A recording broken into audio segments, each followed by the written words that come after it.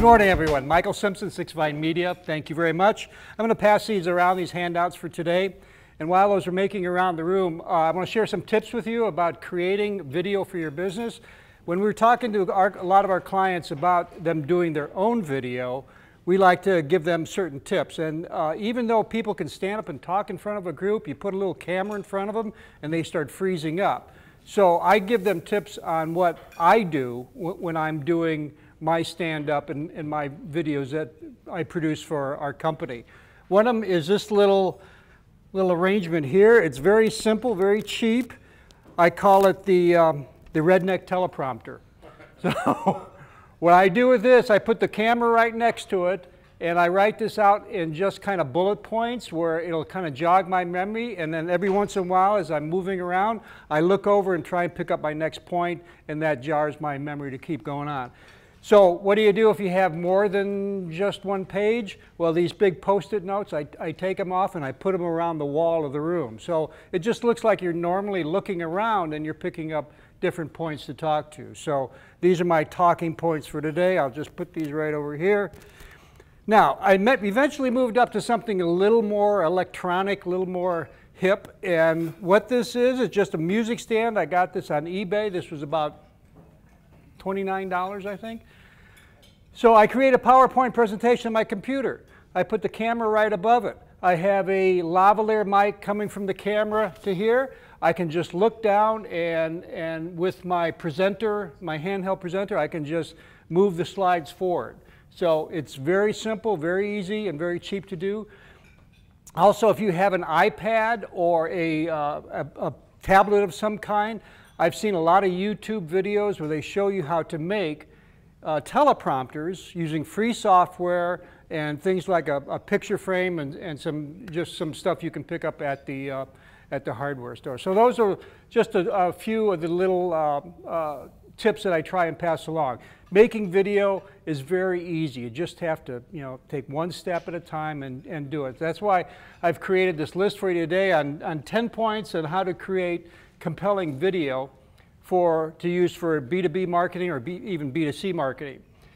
And the first item is you want to keep it simple. You want to take one idea, one concept, one product, one service, and talk about that. If you have a more complex issue that you want to talk about, break it up into several videos. So you have part one, part two, part three, whatever it takes you. This way your content will have a higher perceived value to people, and it'll give them your information in bite-sized pieces. The next, what you really have to concentrate too on is how you are doing it. You don't want to have somebody just holding the camera and videoing you, because their hands are going to start shaking.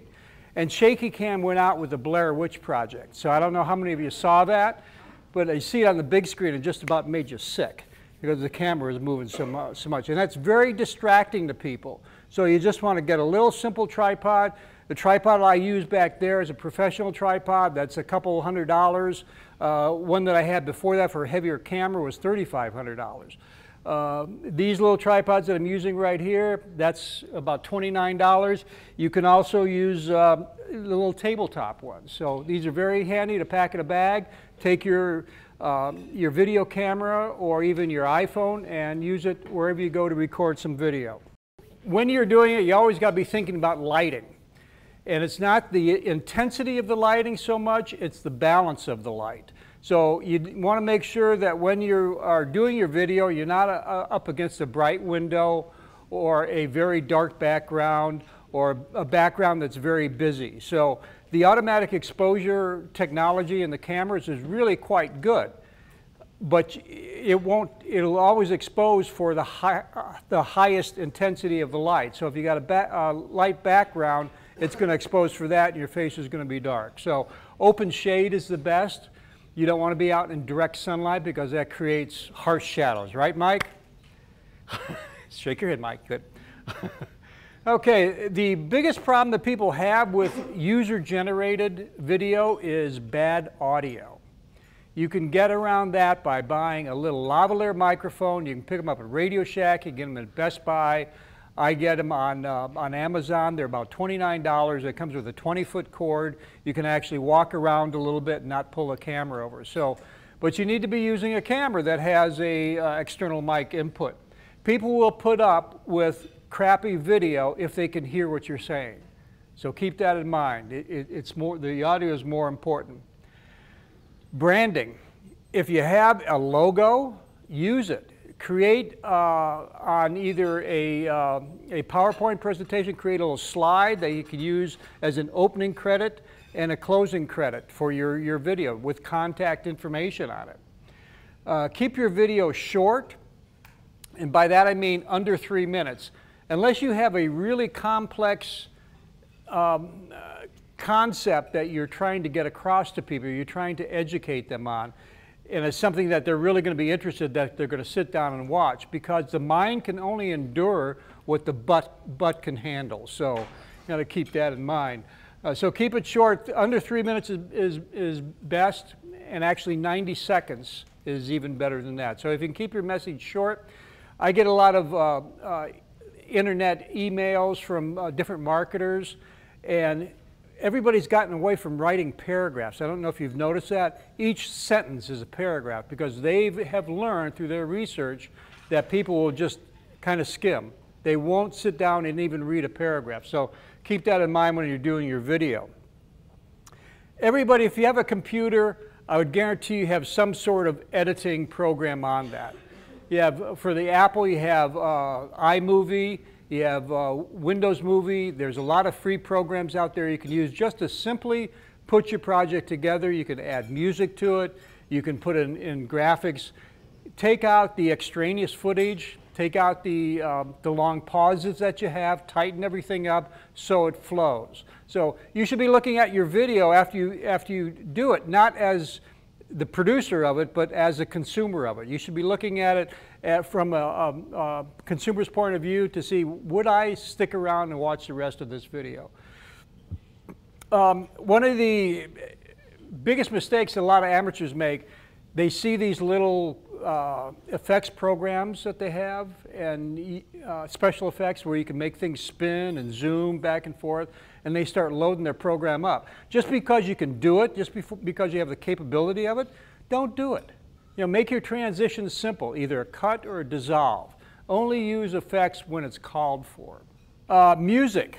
Music should be appropriate to your content. If you're doing a short little piece about home care for seniors, I wouldn't suggest using hip-hop music. So maybe you might want to do that. So make it appropriate. Thank you. Make it appropriate to your content, and make sure that the balance, here again we're talking about balance as we did with lighting, make sure the balance is good, that you have the music low enough so it's not distracting from your message. People want to understand what you have to say.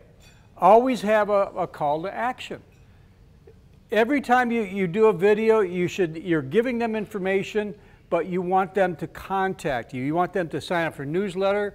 You want them to call you. You want them to visit your website. You want them to do something. So make sure there's a call to action in there. If you're not putting a call to action in there, you're wasting your time. That's what we're here to do, is to market our business. After it's all done, share it. Share your video. Put it on YouTube. There's Vimeo, there's Metacafe, there's dozens of free video sharing sites that you can put your video up there for free.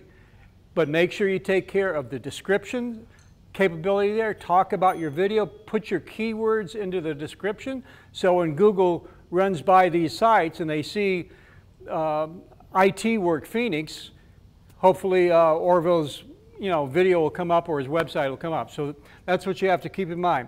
Allow others to share it. So, unless it's proprietary information, of course, but allow others to take that video, share it with others.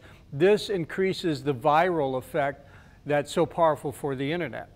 So, that takes care of my 10 points very quickly. Are there any questions?